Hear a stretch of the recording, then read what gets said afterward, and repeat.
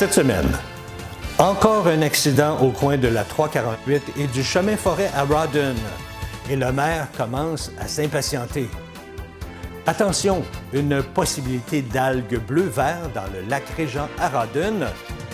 Et après avoir volé plus de 350 000 $, eh bien, c'est la prison pour 2 sexagénaires. Bonjour, ici Danny Bérubé. Bienvenue à vos actualités régionales.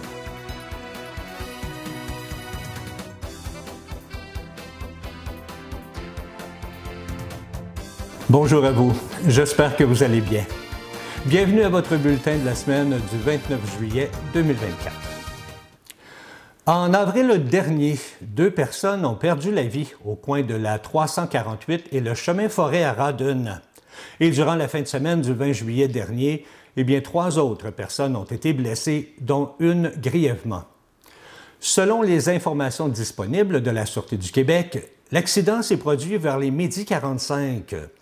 Le conducteur du camion léger, un homme de 42 ans, circulait sur la route 348 lorsqu'il a, pour une raison inconnue, heurté un véhicule qui, lui, s'engageait sur la route 348 à partir du chemin forêt. 3 personnes se trouvaient à bord de celui-ci. Un homme de 77 ans ainsi qu'une personne mineure ont subi des blessures mineures. Toutefois, une femme de 43 ans a été transportée en centre hospitalier pour des blessures graves et est dans un état critique. Le maire de la municipalité, M. Raymond Rougeau, qui était sur place lors de l'incident et qui a presque été témoin d'un second accrochage, demande au ministère des Transports de se pencher sur le dossier de l'intersection de la 348 et du chemin forêt. Coïncidence, il avait même une rencontre avec le ministère à propos de cette intersection la semaine précédant l'accident. Raymond Rougeau souhaite un allègement de la lourdeur administrative afin d'avancer le dossier. Lors de sa rencontre, il a demandé combien de temps pouvait prendre l'installation d'un feu de circulation à cette intersection. Eh bien, la MTQ lui a donné une fenêtre de 5 à 7 ans. Mais pour installer des mesures d'atténuation entre-temps, avant la concrétisation du projet. On écoute le maire à ce sujet. Les gens sont très réceptifs, très conscients des problématiques et veulent s'engager dans un processus de solution, de sécurisation, mais c'est la lourdeur administrative qui fait que c'est long. Et pendant que c'est long, il arrive d'autres accidents, d'autres blessures et malheureusement, il pourrait y avoir d'autres pertes de vie. Dernier, qu'il y a une possible présence de cyanobactéries dans le lac, en d'autres termes, des algues bleu-vert. La municipalité demande donc aux citoyens de respecter les recommandations suivantes. Premièrement, ne pas consommer l'eau provenant directement du lac et ne pas l'utiliser pour préparer ou cuire des aliments. Même faire bouillir l'eau n'est pas efficace pour éliminer les toxines produites par les algues bleu-vert. Les enfants sont plus à risque d'être exposés et doivent faire l'objet d'une surveillance accrue. Ne pas laisser également les animaux domestiques, exemple les chiens, boire ou se baigner dans le lac. Et finalement, éviter la baignade et les sports aquatiques en contact prolongé avec l'eau. Ce qui veut dire que vous pouvez faire du canot ou du kayak pourvu que vous évitiez les contacts prolongés avec l'eau. Des travaux de réfection se sont amorcés depuis lundi sur le pont du chemin La Liberté, qui enjambe la rivière Blanche, également à Rawdon. Le ministère des Transports et de la Mobilité durable du Québec a annoncé que ces travaux dureront environ 2 semaines. À cause d'une fermeture complète du pont, eh bien, les automobilistes doivent emprunter un détour significatif via la route 348. Le ministère recommande aux usagers de prévoir plus de temps pour leur déplacement dans ce secteur. Il est à noter que la circulation locale et l'accès aux propriétés situées de part et d'autre du pont seront maintenus pendant la durée des travaux. Les autorités signalent également que les conditions météorologiques ou des contraintes opérationnelles pourraient affecter le calendrier des travaux. Il est donc conseillé de consulter Québec 511 pour obtenir des informations à jour sur l'état des routes et planifier ses déplacements en conséquence. 2 voleurs sexagénaires emprisonnés pour avoir volé 350 000 $ dans des dépanneurs. Les deux voleurs, dans la soixantaine, ont admis leur crime devant le juge Claude Lachapelle au palais de justice de Joliette, ayant commis plusieurs vols entre octobre 2022 et novembre 2023. Michel Blais, 60 ans, ainsi que Daniel Fournier-Larose, 63 ans, ont écopé de 6 et 5 ans de prison pour 41 et 37 cambriolages partout au Québec. Les deux complices ont volé pour 350 000 $ en cigarettes, loteries et argent comptant, selon le Journal de Montréal. Ils ont commis leurs méfaits dans une vingtaine de villes au Québec, si bien que 8 corps policiers ont participé à l'enquête. En novembre dernier, à Yamachiche, après un cambriolage dans un dépanneur, Daniel Fournier-Larose a eu un accident de voiture et les policiers ont fait le lien avec les autres vols. Ils ont été arrêtés en mars. Les sexagénaires ont plaidé coupables sur une trentaine des 150 chefs pesant contre eux. Michel Blais a eu une peine plus sévère parce qu'il a avoué un vol qualifié armé dans une station-service de Joliette en février 2023. Ils devront également rembourser les 355 000 $ subtilisés à raison de 1 000 $ tous les 6 mois. Ce qui veut dire qu'ils auront fini de payer leur dette dans 177 ans et 6 mois. 2 Lanaudois devront répondre encore à la justice alors qu'ils ont été accusés jeudi de la semaine dernière de plusieurs accusations résultant d'une opération pan-canadienne réalisée en juin 2023. Victor Dastou, de Berthierville, devra faire face à des accusations de fabrication d'une arme à autorisation restreinte, de possession sans permis, ainsi que plusieurs autres infractions liées aux armes à feu. Il devra revenir en cours le 3 octobre prochain. Pour sa part, Roman Zaborski devra, quant à lui, répondre à 3 chefs pour avoir mal entreposé une arme à feu et d'avoir possédé une arme sans autorisation. Quant à lui, sa date de comparution a été fixée pour le 20 septembre. Les infractions commises par les 2 Lanaudois se seraient déroulées à Berthierville et Repentigny au cours de la journée du 20 juin 2023. Les 2 Lanaudois figurent parmi 45 personnes qui ont été arrêtées à la suite d'une importante opération qui a entraîné 64 perquisitions dans plusieurs provinces du Canada. L'opération avait permis de confisquer 440 armes à feu, 52 imprimantes 3D, 32 chargeurs imprimés, 87 silencieux et 176 carcasses d'armes à feu imprimées. Les 70 travailleurs du traversier de Sorel-Tracy Saint-Ignace de Loyola, membres du syndicat des métallos, se sont dotés d'un mandat élargi pour intensifier les moyens de pression. Avec un vote de 100 % en faveur de la grève illimitée, le comité de négociation se présente aujourd'hui en conciliation. Le comité de négociation souligne que la frustration est palpable parmi les travailleurs du traversier en raison de la lenteur de celle-ci à la table. Madame Evelyne Renaud, membre du comité de négociation, indique qu'après des années de gel des salaires ou d'augmentation sous l'indice des prix à la consommation, un rattrapage salarial s'impose rapidement.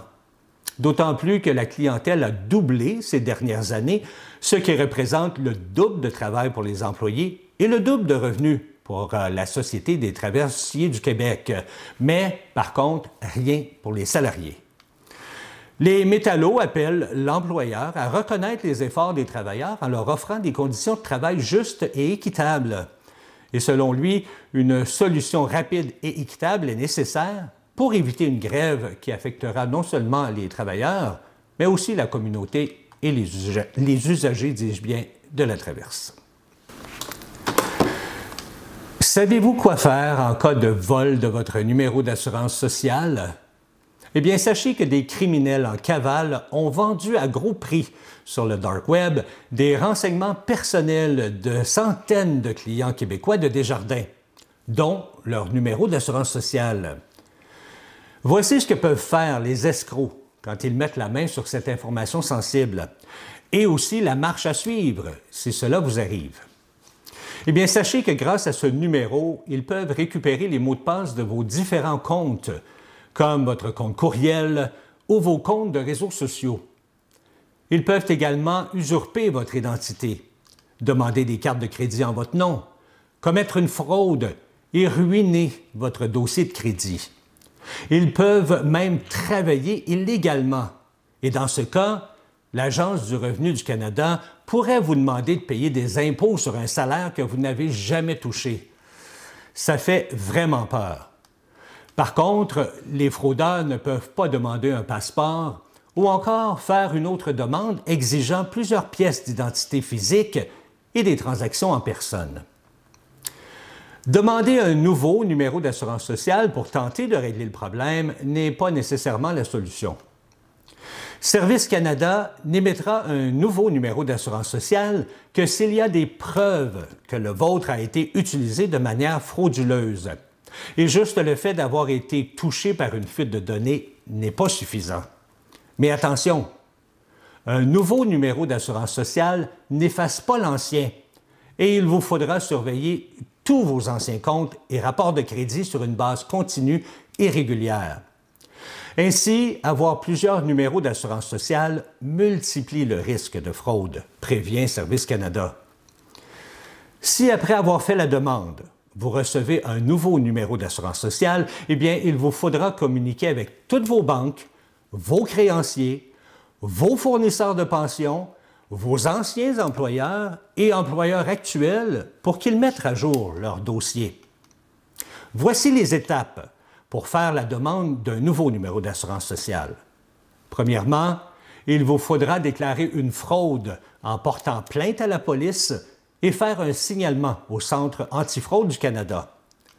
Communiquez ensuite avec les deux principales agences de crédit, soit Equifax et TransUnion, et demandez une copie de votre dossier de crédit.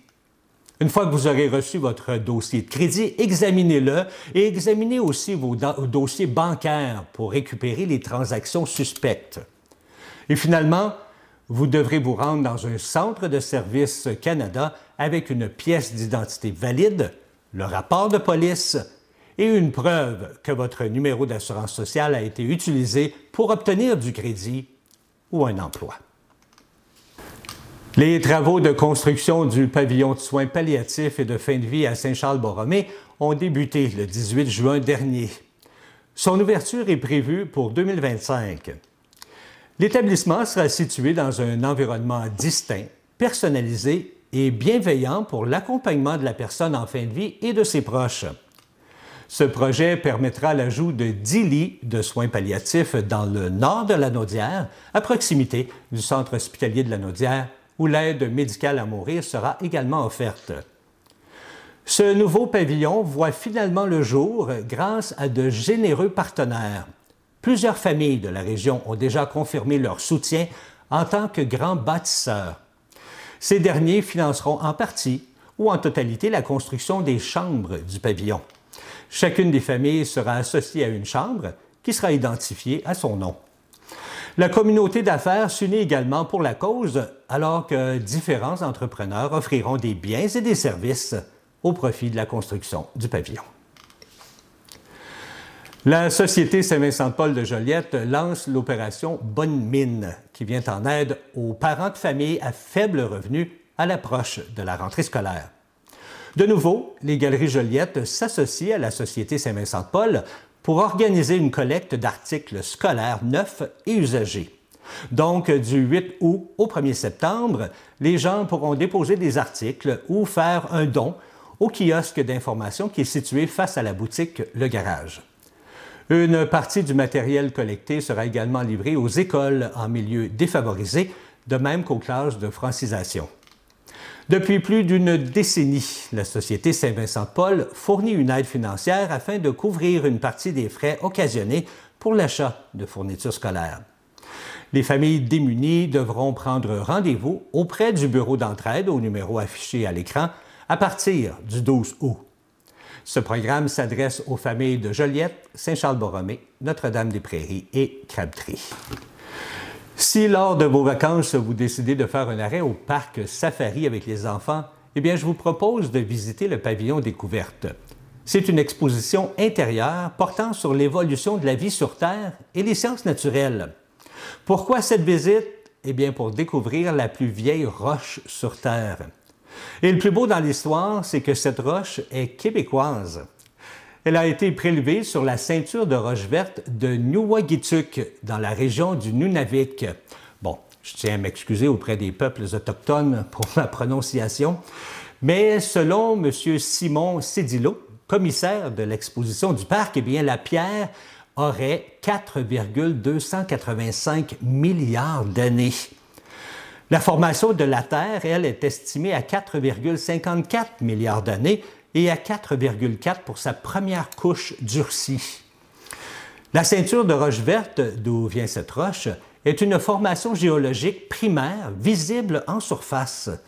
Elle a subi très peu de déformations et est toujours intacte malgré ses millénaires d'existence. On dit qu'un effleurement de celle-ci a permis de recueillir de nombreux échantillons et M. Cédillo affirme que le morceau qu'il présente au pavillon est celui de référence qui est présenté dans la plupart des revues scientifiques. D'apparence banale, eh bien, cette roche est composée principalement d'un mélange de carbone et de quartz, des éléments de base de la croûte terrestre. On arrive également à la dater grâce à la radiométrie, qui est un processus qui se base sur la dégradation d'éléments radioactifs à travers le temps. Et toujours selon M. Cédillo, bien, ce qui est intéressant, c'est de voir que non seulement la roche conserve sa propre histoire, mais aussi celle du développement de la vie. Alors, si vous avez donc l'envie de vivre une partie de l'histoire, on vous attend au pavillon découverte du Parc Safari. Après la distribution de plus de 2000 plants et de 100 tonnes de compost, bien, il est temps de prendre les aménagements paysagers en photo et de remplir le formulaire d'inscription si vous voulez participer à la 5e édition de Félix en fleurs de Saint-Félix-de-Valois. Après maintenant 5 ans, il y a sûrement encore des trésors cachés, des terrains magnifiques ou de belles améliorations à souligner, nous dit la mairesse de Saint-Félix-de-Valois, Mme Audrey Boisjoli. En plus des catégories aménagement résidentiel et aménagement commercial, bien, il y a celle de meilleures améliorations et de balcons et jardinières de l'année auxquels vous pouvez participer. Il y a aussi le prix du public qui est déterminé après une période de vote. Et cette dernière a d'ailleurs été améliorée depuis l'année dernière. Un lien sera diffusé sur le site ainsi que sur la page Facebook afin de voter pour son aménagement préféré. Les photos seront également publiées dans l'album Félix en fleurs 2024. Alors, si ça vous intéresse et que vous voulez participer, bien, il vous suffit de soumettre une photo, prise idéalement cette année, de l'aménagement de votre façade visible de la rue. Vous avez jusqu'au 20 août à midi pour vous inscrire. Les gagnants recevront un chèque cadeau de 200 $ à la Jardinière du Nord. Vous retrouverez tous les détails du concours sur le site Internet affiché à l'écran. Ça bouge du côté de Saint-Norbert en fin de semaine, surtout si vous êtes un maniaque de voitures anciennes. Ce samedi 3 août, vous pourrez admirer plusieurs de ces voitures au parc Manon-Champigny de 8h à 14h. C'est en collaboration avec le Club de voitures anciennes et modifiées de Lanaudière. On vous propose une journée complète d'exposition et beaucoup d'animation aussi. Et en cas de pluie, bien, l'activité sera remise au lendemain. Et si jamais vous n'êtes pas dans la région en fin de semaine, eh bien, l'exposition sera du côté de Radun le samedi 10 août au Collège Champagneur. Toujours au parc Manon-Champigny de Saint-Norbert en fin de semaine, eh bien, les jeunes de 5 à 14 ans ne pourront peut-être pas conduire une de ces vieilles voitures, mais pourront quand même en épater plus d'un au volant de leur boîte à savon artisanale. Une course à ne pas manquer dès 11 heures. Et si jamais vous avez un jeune qui aimerait participer, mais qui n'a pas de bolide pour l'occasion, bien, sachez que la ville peut vous en fournir un. Vous pourrez également prendre le temps de faire vos emplettes, car le marché fermier est de retour exceptionnellement pour la fête, et le marché est ouvert de 10h à 15h. Voilà, c'est ce qui complète vos actualités régionales. Si vous avez été témoin de nouvelles, alors faites-nous le savoir en nous écrivant ici à CTB TV.